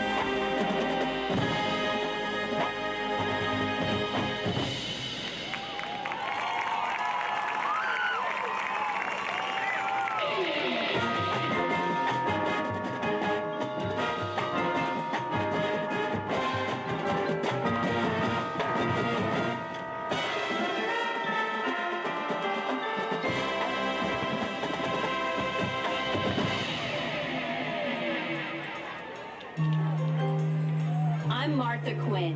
The music will continue non-stop, all day, all night on MTV.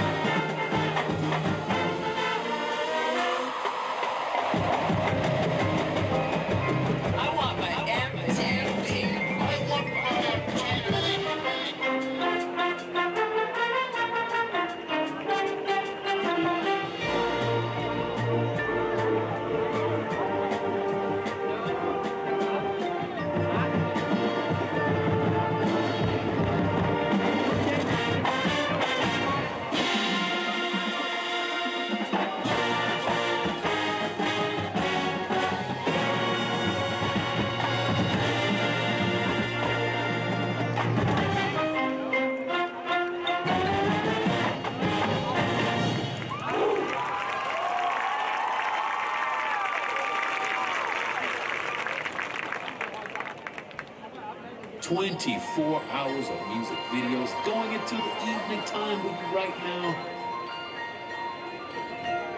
It's the Michael Jackson.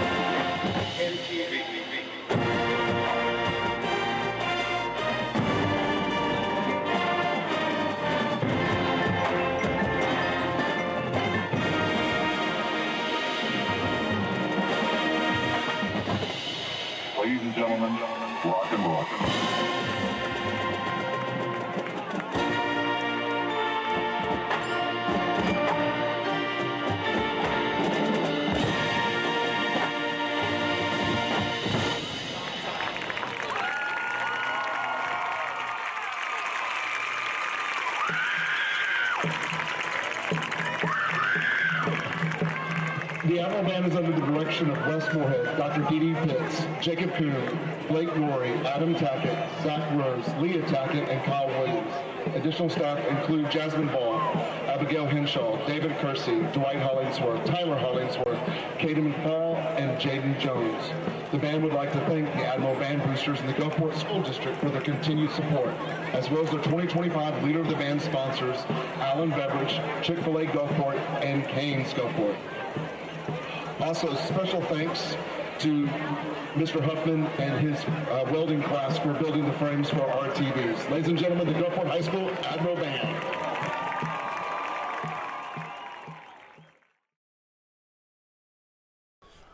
All right, and we are back for the second half of this senior night here at Joseph W. Milner Stadium as teams are lined up for the kickoff. Gulfport will receive this one. Alfonso, again, Gulfport dominated like we expected. So we'll have you do a read real quick on the halftime stats as Harrison Central is going to kick this one away. Why don't you go ahead and get started on it? At halftime, the score is 38-7 in favor of Gulfport. Here's a look at the stats so far. For Gulfport offense, they have 221 total yards and 3 first downs. Quarterback Parker Nettles is 4 for 5, passing for 159 yards and 2 touchdowns. On the ground, Gulfport is led by Cooper Crosby, who has 55 yards on 5 carries with 2 touchdowns and 2 catches for 73 yards. The receiving tonight has been led by Mylan Stubbs, who has 1 catch for 46 yards and 1 touchdown. Camden Morgan has 1 catch for 40 yards. The Admirals are 0 for 1 on third downs and 2 for 2 in the red zone. Kicker Carter Platt is 5 for 5 on the extra points and 1 for 1 on the field goal. As for Harrison Central, they have 115 total yards and 7 first downs. Passing, they are 10 for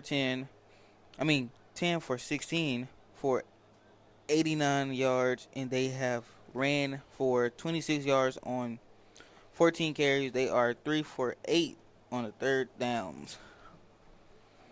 All right. Appreciate you there, Alfonso, with that one. First play of the third quarter, Maji Frederick, short run for about 2 yards there. As expected, I don't think we'll see Cooper again tonight. Biggest thing is you got to make sure he's healthy for next week. Miles McNair is also in at quarterback, so Parker seems to be done for the night as well with the large 31-point lead.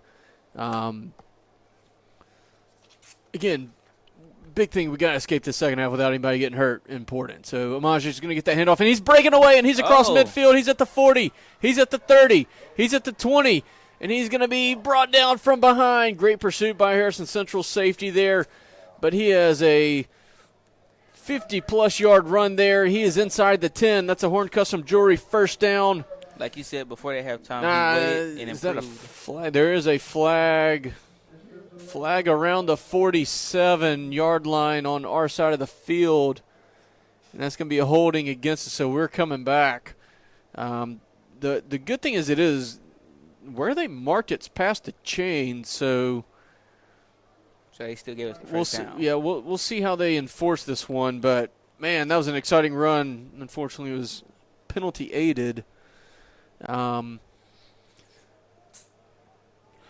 let's see. We'll see where they mark this from. This could be one of those situations. Well, it's second down. Sometimes on a holding like that, you get this really weird down. First and like 3 or something, some weird down and distance. But let's see. They're going to put this one.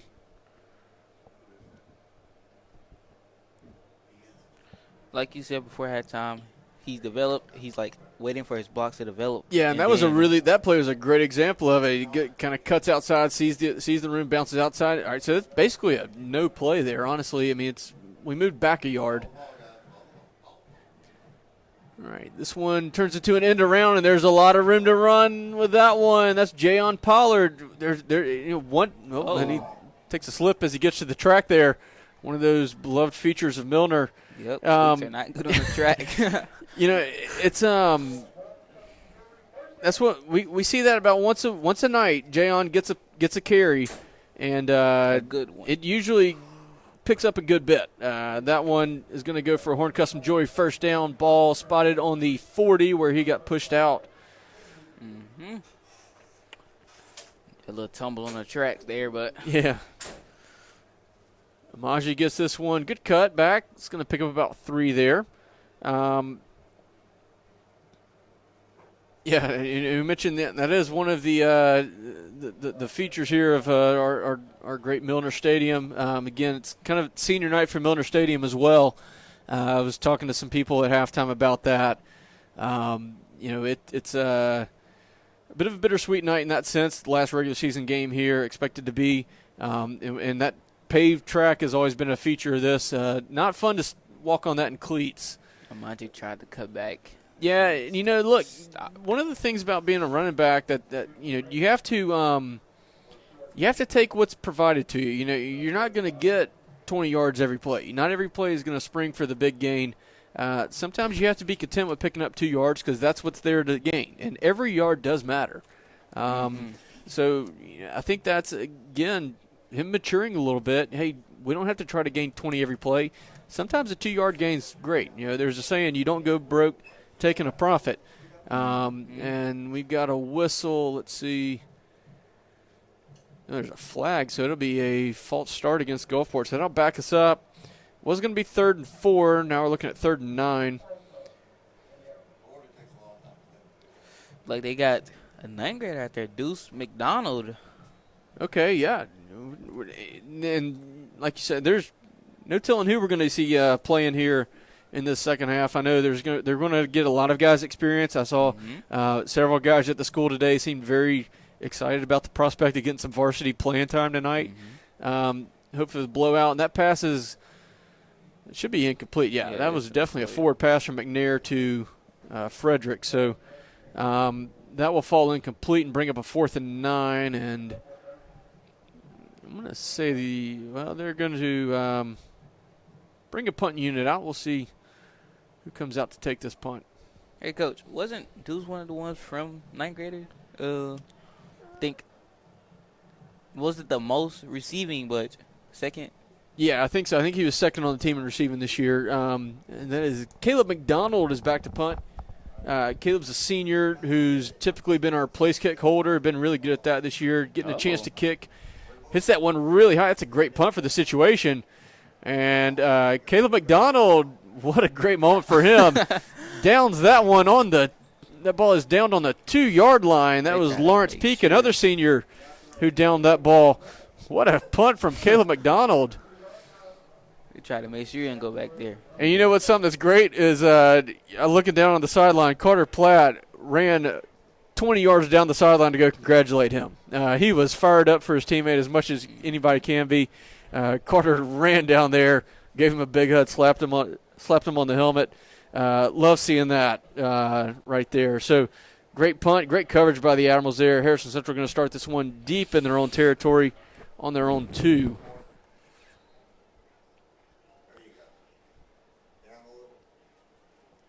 First play is going to be handed up to McLaughlin. He's going to pick up about 4. He's across the 5. Tonight's third quarter is brought to you by Gulfside Parodontics. All right, appreciate it. Yeah, things started happening fast there in the quarter. We got to make sure we get the sponsors in. Nobody wanted. And as we are at our final regular season game, we are really grateful for all the sponsors that have been part of this broadcast throughout this season. All right, quick pass out to the wide. I believe that was Jackson Thompson who made the catch. Nothing to gain there, though. He's wrapped up quickly. And that's going to be maybe a loss of a yard there, actually. So that'll bring up a Savvy Sliders 3rd down. Harrison Central's got about 6 to pick up.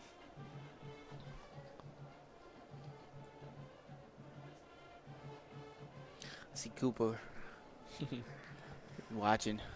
Yeah, I think he's going to be watching the rest of the night. He didn't even have his helmet in his hand, so,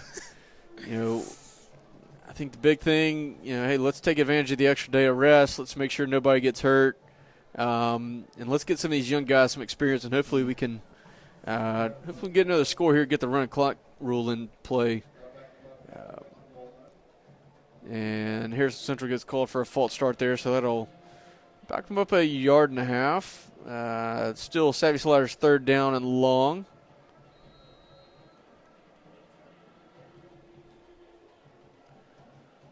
And we'll say they got 11 to go now.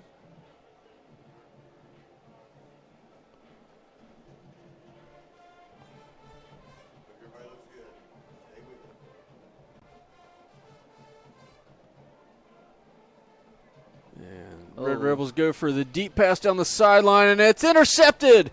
It's Javius Hales who's got it.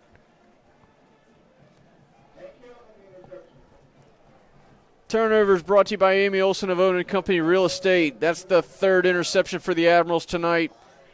Javius Hales turning into a two-way player. Good coverage there from him.